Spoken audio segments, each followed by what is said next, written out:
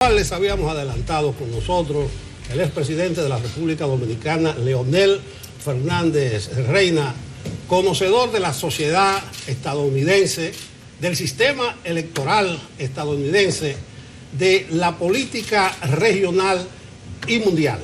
Qué bien que nos acompañe esta noche, profesor Fernández, para que nos ayude a entender un poco y la teleaudiencia poder conocer sus puntos de vista sobre lo que va y está pasando hoy en los Estados Unidos. Muchas gracias, Nelson. Yo le tengo la primera pregunta. Estamos en un sistema de elección indirecta, como lo pensaron los padres fundadores. Sí. ¿No cree usted que ya en estos tiempos de globalización, de transparencia, de participación, habría que echarle un vistazo a ese sistema de votación? Sí, y sin duda en los Estados Unidos hay un gran debate sobre este particular.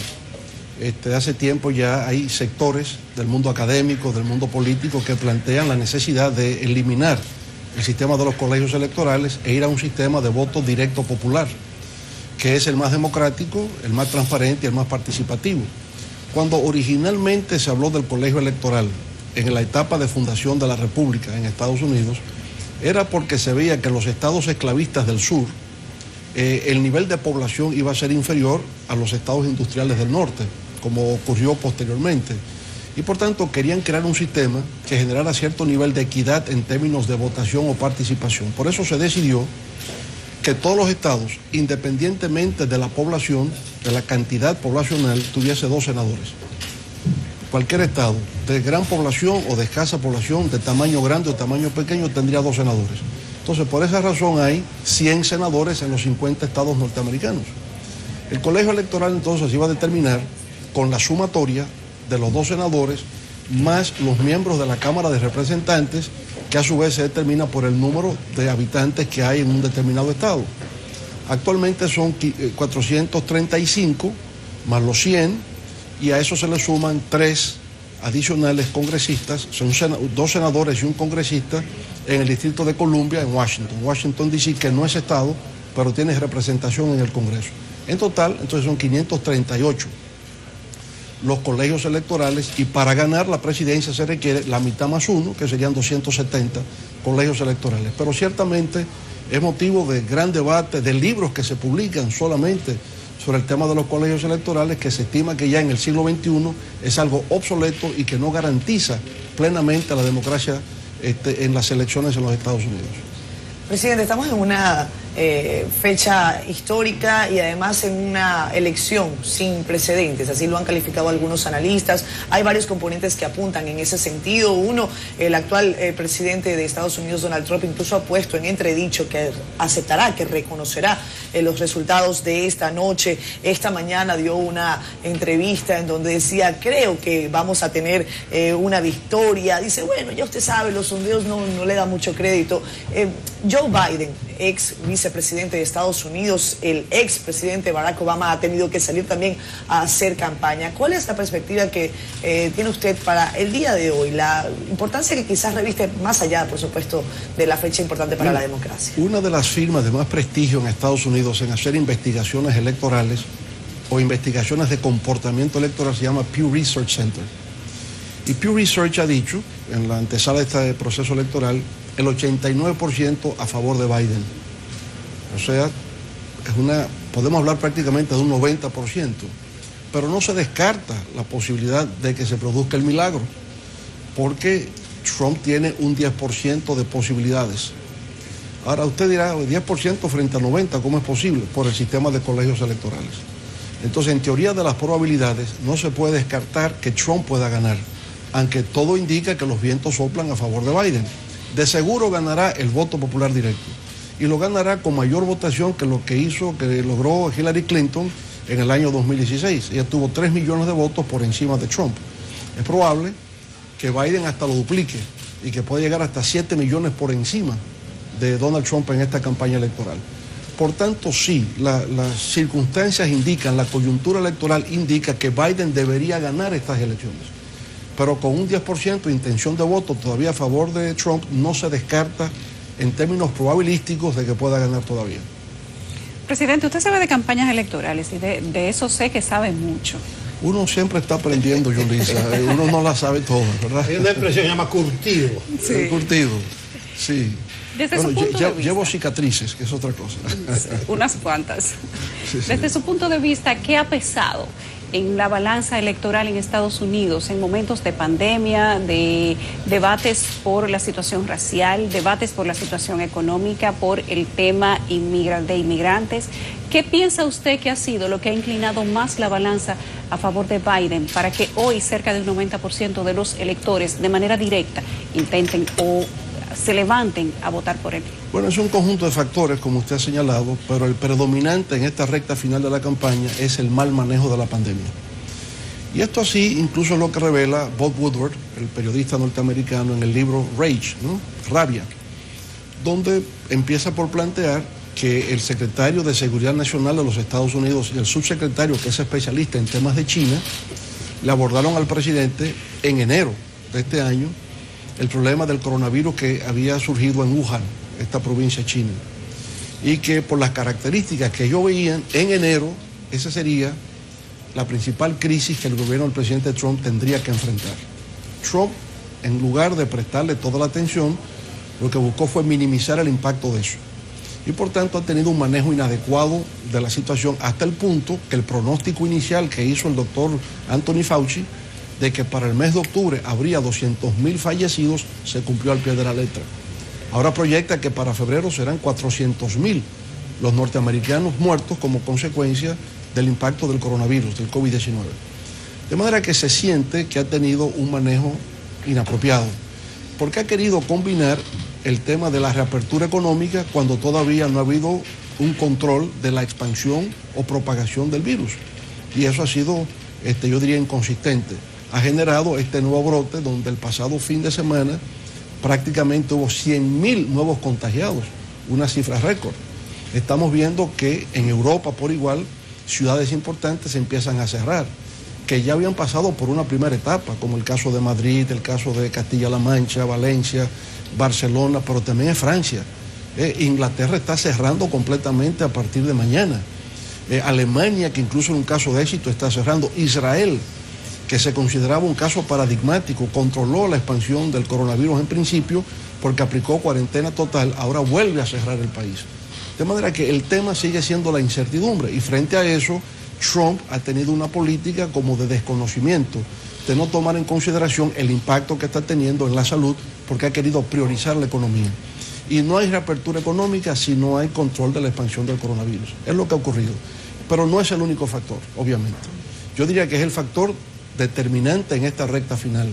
Pero sin duda alguna que la brutalidad policial con los afrodescendientes, el caso simbólico de la muerte de George Floyd, desató la creación del movimiento Black Lives Matter, que es un movimiento que realmente plantea el reconocimiento de los derechos civiles de los afrodescendientes y tiene mucho apoyo. Al día de hoy, la comunidad afroamericana está votando en favor de Biden de tal forma que lleva un 81% por encima de Donald Trump. Igual ocurre con los latinos, en menor grado. La comunidad latina está votando en favor de Biden 31% por encima de Donald Trump. Y la comunidad asiática americana un 52%. O sea que las etnias minoritarias están a favor de Biden en estos momentos como consecuencia del fenómeno migratorio, la exclusión y el desconocimiento al pleno ejercicio de los derechos civiles de la comunidad afroamericana. Profesor Fernández, los dos candidatos han dedicado poco tiempo a la sustancia y mucho a las apariencias. No sé si usted advierte algún trasfondo ideológico en el debate. Trump insiste, ley, orden, socialismo, radicalismo, e incluso trata de arrinconar a Biden con ese discurso. Y le dice, usted no se atreve a hablar y a defender a los policías. Usted no se atreve a decir que va a instaurar el orden. ¿Usted ve algún tipo de diferencia en las propuestas de ambos candidatos? Sin duda, obedecen a dos posturas históricas diferentes en los Estados Unidos y en el momento actual. Por ejemplo, es evidente que Trump plantea en el ámbito económico el proteccionismo. O sea, es un fenómeno de desglobalización lo que ha estado planteando, el aislacionismo norteamericano de los temas internacionales. El aislamiento o desvinculación con los aliados tradicionales, por ejemplo, con Europa, la crítica a la OTAN, digamos, una política de confrontación directa con China en materia de política comercial, política monetaria, y ya la rivalidad en materia tecnológica. En el caso de América Latina, el tema fundamental ha sido México, con el tema de la migración. América Latina no participa de este debate, salvo en el caso de Venezuela y el caso de Cuba, que lo maneja más bien, lo maneja Trump como forma de conquistar votos en la Florida, porque en el sur de la Florida están la mayoría de los cubanos americanos y los venezolanos que han migrado como consecuencia de la crisis venezolana. Por demás, América Latina no ha estado presente. Pero yo diría, sí, generalmente los republicanos se ven como el ala conservadora de la política norteamericana. El Partido Demócrata se ve como el ala liberal desde el punto de vista político, ¿no?, en los Estados Unidos. E insisto desde el punto de vista político porque en el lenguaje político norteamericano, liberal políticamente es como socialdemócrata. Si se va desde el punto de vista económico, liberal es el predominio del mercado sobre el Estado, lo que aquí llamaríamos neoliberal. Entonces, no cabe duda de que hay diferencias históricas, ideológicas, en el marco del sistema entre republicanos y demócratas. Presidente, hay dos factores que me gustaría que usted nos diera su opinión. En esta campaña usted decía, estos grupos están a favor de Biden, pero muchos analistas consideran no están a favor de Biden, sino sí en contra de Donald Trump, por lo que algunos han calificado como el partidismo negativo. Su aproximación en ese sentido y también sobre el fantasma de la violencia que se cierne sobre esta noche. Hay comercios que han amanecido hoy totalmente tapados, han buscado maderas para evitar que hayan destrozos esta misma noche. Sí, bueno, no cabe dudas de que la figura del presidente Donald Trump ha generado una polarización en los Estados Unidos, que también tiene un efecto emotivo, se expresa en términos emocionales, porque también tiene mucho que ver con las características personales del presidente. El presidente tiene un estilo muy peculiar, es confrontacional, es directo, descalifica. Cuando ocurre también una situación de tragedia como la muerte de George Floyd, él se presenta al lugar y no habla de la familia de George Floyd, sino que trata de reivindicar a la policía. Es decir, no se le nota una actitud de respeto a quien se considera víctima en el momento. Con respecto a los grupos de supremacía blanca, nunca los ha condenado. O sea, al revés, dice que se mantengan en estado de alerta. Y por supuesto, esas declaraciones, ese comportamiento, esa actitud, pues genera, digamos, reacciones emotivas. Muchas veces en la protesta hay desvíos. Hay gente que en lugar de protestar aprovecha la circunstancia para saqueos en los supermercados, en las tiendas, etc. Y como el presidente ha dicho en esta ocasión que quizás hoy no se conozcan los resultados finales de esta campaña electoral porque muchos votos han sido emitidos a través del sistema de correos, por correos. Quizás eso no llegue esta noche. Y ellos están diciendo que lo que no llegue esta noche no será válido. Entonces todo eso genera un estado de tensión, un estado de angustia, de exasperación, y como ya hay experiencias recientes de saqueos a locales comerciales, estamos notando que en muchas ciudades efectivamente los comerciantes están tomando medidas de prevención ante lo que podrían considerar actos de violencia postelectorales. Presidente Fernández, el presidente Donald Trump ha mantenido a lo largo de su último tiempo de mandato una especie de guerra fría con China. Sí. Acusa a China de 1000 cosas, incluso cosas que todavía no se pueden probar, pero según dice el presidente Trump, están ahí. El candidato a presidente Biden ha tratado de establecer una diferencia larga, distante, entre su propuesta y la forma de política del presidente Trump. Desde su punto de vista y de acuerdo al discurso de Biden, ¿cuál sería la forma de política gubernamental estadounidense respecto de China si ganara Biden?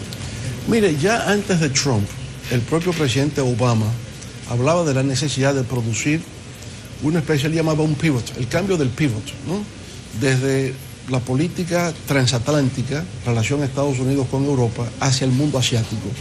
Y sobre todo, prestar mayor atención a las relaciones con China. De manera que antecede a Trump el hecho de priorizar las relaciones con Asia y con China con respecto al resto del mundo. Porque ya se veía el auge, el empuje que China estaba teniendo. China es un país que durante 15 años estuvo creciendo, promedio anual, un 12%. Algo que no tiene antecedentes en la historia, lo que China estaba generando. Haber sacado a millones de personas de la pobreza y de la extrema pobreza y llevarlas a un proceso de modernización. Entonces ya había este enfoque, porque con China había dos cosas fundamentalmente. El déficit en la balanza comercial que Estados Unidos experimenta con respecto a China. Lo que en realidad tiene algo de artificial, porque si bien es cierto que en el intercambio Estados Unidos importa más de China que lo que exporta hacia China, no es menos cierto que son muchas empresas norteamericanas que están en China y que sus productos los exportan hacia los Estados Unidos. Igual pasa con México, que hay un déficit comercial con México, pero son empresas norteamericanas que están en México por razones de costo laboral. El costo de producción cuando se va a China o se va a México o se viene a República Dominicana es menor que si se produce en Estados Unidos. Entonces eso del déficit de balanza comercial es relativo porque son empresas transnacionales norteamericanas las que están ahí. Pero se ve, en los números se ve el déficit comercial norteamericano. Lo segundo es que se había estimado que China abarata sus mercancías para fines de exportación mediante un mecanismo de devaluación de su moneda, del yuan. Y Estados Unidos le venía exigiendo a China el mantener su estabilidad cambiaria. Entonces eran dos temas que estaban pendientes. Ahora viene un tercer tema que tiene que ver con el 5G y el tema de la hegemonía tecnológica. Sin duda alguna que China también ha hecho un avance impresionante en lo que tiene que ver con las tecnologías modernas. Ya no es solo Silicon Valley, ya también en China se está construyendo su propio polo científico-tecnológico de alcance mundial. El conflicto con Huawei, la empresa telefónica, es parte de esta rivalidad. Por tanto, lo que podemos decir es que en términos geopolíticos el mundo se recompone en un G2. La rivalidad, en lo que se ve hasta ahora en el siglo XXI, será Estados Unidos y China. Al día de hoy, Estados Unidos sigue siendo la gran potencia mundial. Lo es en términos militares. El presupuesto militar norteamericano es 10 veces mayor que los 9 países siguientes que siguen juntos. De manera que hay una competencia. El dominio espacial sigue siendo norteamericano, aunque China está avanzando. Y por supuesto Rusia tiene también una gran experiencia en ese particular. La economía norteamericana sigue siendo la más productiva y la que tiene mayor nivel de productividad y de innovación. En eso tiene mucho que ver las universidades norteamericanas, son las primeras en el mundo, y los centros de investigación. A esas universidades norteamericanas vienen los chinos, viene el mundo asiático, se nota la gran presencia de estudiantes chinos en los Estados Unidos, porque es el tema del método, es la capacidad de investigación que se ha desarrollado en Estados Unidos durante años, que hoy se está transfiriendo hacia el mundo asiático, y frente a lo cual ya en Estados Unidos también están tomando medidas para limitarlo. No quieren tener tantos estudiantes ni tantos profesores que vayan a China, porque es una transferencia del know-how norteamericano que le permite su supremacía en el ámbito del conocimiento, la economía de la innovación y tecnológica. Presidente Fernández, su experiencia de Estado, y adicional a eso, su conocimiento de la sociedad norteamericana, le permiten ver cosas que uno no lo ve desde aquí. En el 16, para la República Dominicana, razona uno, le convenía más Trump que Hillary por las relaciones y los negocios de los Clinton en Haití. En el último debate, Biden mencionó 2 veces, en el contexto de Rusia y de Ucrania, a Rudy Giuliani. Entonces uno dice, Giuliani, asesor en la campaña del actual presidente de la República, y según dijo un ministro a nosotros en este programa, también está aconsejando ahora. Entonces uno dice, pero convendría más que ganara Trump. ¿Usted cree que lo que se decide esta noche tendrá algún impacto en los fuertes vínculos que existen entre República Dominicana y los Estados Unidos? Mire, hay que entender que República Dominicana no tiene un peso específico en el diseño de política exterior de los Estados Unidos. República Dominicana estaría en el sentido del interés geopolítico norteamericano en la zona del Caribe, sobre todo con la presencia china ahora en la zona del Caribe, que es como la respuesta china a la presencia norteamericana en el mar del sur de la China y en toda esa parte del Océano Pacífico, por donde transita gran parte del comercio mundial. Entonces hoy día es parte de la rivalidad, porque antes no. Unos años atrás esto no se veía. Usted toma América del Sur. ¿Hacia dónde van fundamentalmente hoy día las exportaciones de los commodities de América del Sur? Hacia China. El petróleo, el gas natural, el cobre, la soya, todo América del Sur va hacia China. Estados Unidos no intervenía en eso, lo dejaba pasar. China se convirtió en la gran locomotora del crecimiento económico de todos los países de América del Sur. En el Caribe, Cuba es que mantenía relaciones, Venezuela a partir de Chávez, y por tanto no se veía la presencia china en el Caribe. Ya luego sí, China empieza a tener relaciones con Jamaica, empieza a tener relaciones con otras islas del Caribe y con los países centroamericanos, con excepción al día de hoy solamente de Nicaragua, extrañamente de Nicaragua, porque el resto tiene relaciones con China, con la República Popular China. Entonces, ya visto desde una perspectiva geopolítica, la proximidad geográfica que tienen estos países con los Estados Unidos, lo ven como un tema de seguridad nacional norteamericana. Y por eso es que reaccionan. Reaccionan porque lo ven como un problema de esfera de influencia desde el punto de vista geopolítico y controlar la presencia china y que no se convierta como un elemento de negociación respecto de la presencia norteamericana en el mar del sur de la China, donde Corea del Sur, Japón, Tailandia, Indonesia, esos países piden la presencia de la flota norteamericana para impedir la expansión de una hegemonía china en esa parte del mundo. Presidente, tenemos que hacer una pausa comercial y agradecer su participación en este espacio, pero no quiero despedirlo sin antes que nos dé cuál es su opinión de este proceso electoral, una vez que las redes sociales han venido a cambiar todo, la pandemia ha cambiado todo, pero también estamos en una época en la que usted ha abundado en recientes escritos sobre la llamada posverdad. ¿Cómo eso puede influenciar en el resultado que tengamos quizás no esta noche de manera oficial? Bueno, todos esos elementos influyen en medio de la campaña. Ya ahora se están contando los votos. Y ahora lo que hay que es verificar que se cumpla la voluntad popular, que se reconozca esa voluntad popular expresada en las urnas. El proceso puede ser largo y efectivamente no conocerse esta noche los resultados finales. Recuerden que ya 93 millones de votantes lo hicieron antes del día de hoy, la mayor parte a través del sistema de correos. Por tanto, esos votos tendrían que llegar al correo, contarse en cada estado para poder dar los resultados en el día de hoy. Y a eso es que apuesta algunos, sobre todo en el Partido Republicano, sí, porque ya hay 200 demandas judiciales, en distintos estados para impugnar resultados que vengan por la vía del sistema de correos. Porque la idea que se tiene es que la mayoría de los votantes que lo hicieron anticipadamente lo han hecho por Biden y tal vez el día de hoy la mayoría sea por Trump. Entonces los republicanos van a impugnar esos votos que fueron emitidos de manera anticipada por vía del sistema de correos. Profesor Fernández insiste aquí que le pregunte si usted tiene alguna simpatía en juego esta noche. Mis simpatías siempre son por la República Dominicana. Ahí no puedo expresar otra cosa. Naturalmente, debo decir, el mundo requiere estabilidad y paz. Y por tanto hay hasta en las formas un estilo que garantiza esa paz. Y yo creo que en esta campaña y en este proceso y esta noche eso está en juego. Pero usted admite que puede haber un milagro. ¿Admito? Que puede haber un milagro. Los milagros siempre son posibles, pero indico, todo parece que los vientos soplan a favor de Biden. Y de seguro, sin discusión, seguro, ganará el voto popular. Sin discusión. Gracias al doctor Leonel Fernández por haber estado con nosotros la noche de hoy. Muchas gracias a ustedes por tan gentil invitación. Gracias.